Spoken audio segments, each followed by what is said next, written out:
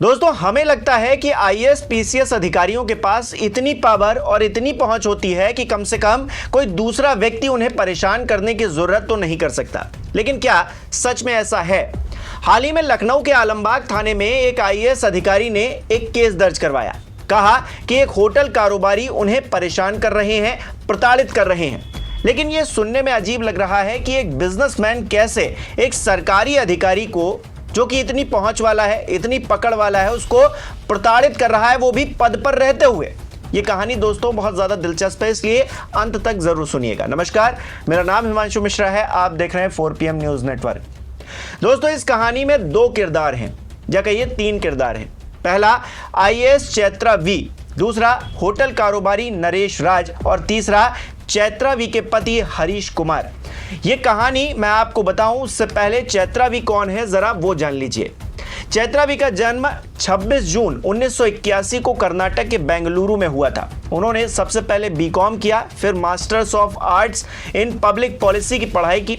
इसके अलावा उन्होंने institute of cost and works accountants of India में इंटरमीडिएट लेवल की पढ़ाई भी पूरी की। ये कोर्स अकाउंटिंग और फाइनेंस में एक्सपर्ट बनाता है, जो उनके लिए बाद में सरकारी नौकरी में बहुत ज़्यादा काम भी आया। बाद में उन्होंने संघ लोक सेवा आयोग की सिविल सर्विसेज परीक्षा की तैयारी की और इससे पास किया।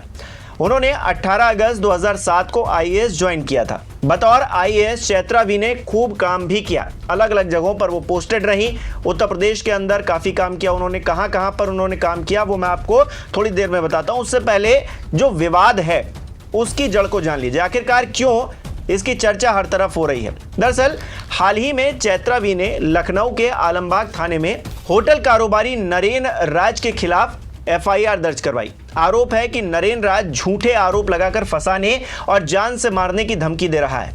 लगातार मानसिक दबाव की वजह से वो परेशान हो चुकी हैं। नरेन राज और उनके पति Harish Kumar hotel business partner हैं, लेकिन हाल ही में बिजनेस का थोड़ा नुकसान हो गया, उसमें घाटा हो गया।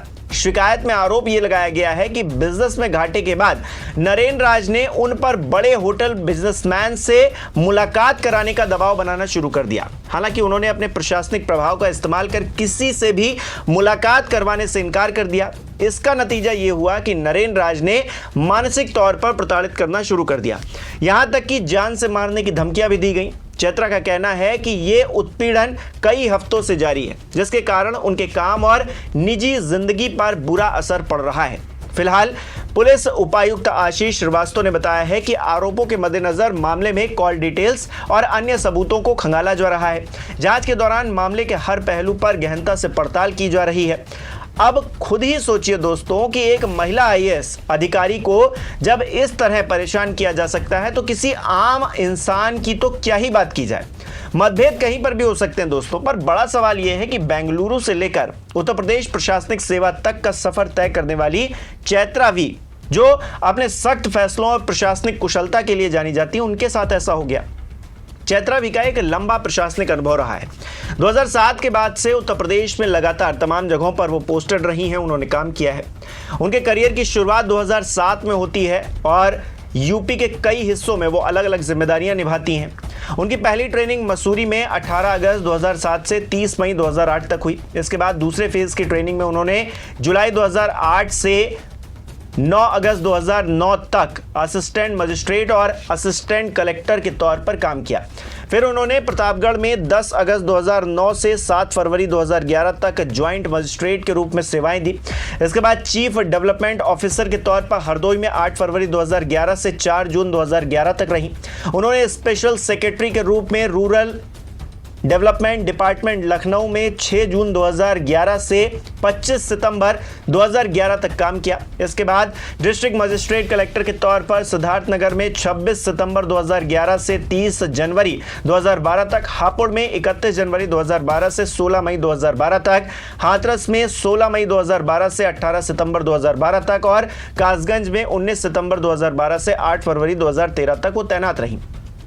कुछ समय के लिए वो ऑन वेटिंग लखनऊ में 9 फरवरी 2013 से 14 फरवरी 2013 तक रही। फिर special secretary middle education department Lucknow में 15 फरवरी 2013 से 20 मई 2013 तक, और इसके बाद special secretary middle education state project director UP secondary education अभियान लखनऊ में 21 मई 2013 से 25 मार्च 2014 तक उन्होंने काम किया।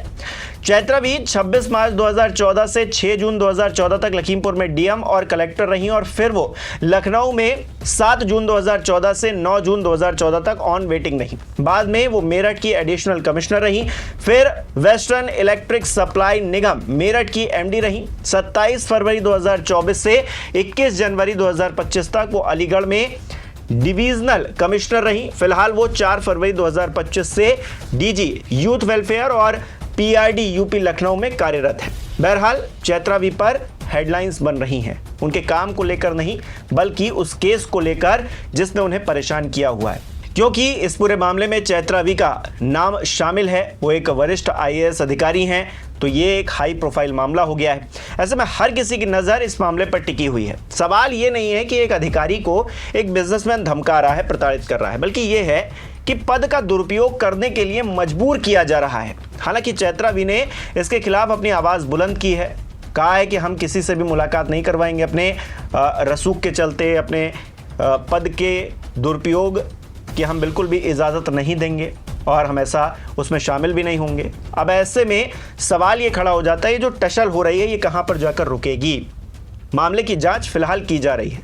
देखना बाकी ये है कि आरोप लगने के बाद राज नरेन के साथ क्या होता है, क्योंकि अक्सर दोस्तों देखा गया है पहुंच रखने वाले जो लोग होते हैं, क्योंकि एक आईएएस से पंगा लेना कोई छोटा मोटा बिजनेसमैन नहीं होगा जो पंगा लेगा और इस तरह से प्रताड़ित करेगा। एक महिला आईएएस को अगर प्रताड़ित किया जा रहा है तो फिर खेल बहुत बड़ा है, और ऐसे लोगों की कॉलर तक कानून के हाथ अक्सर पहुंच नहीं पाते हैं।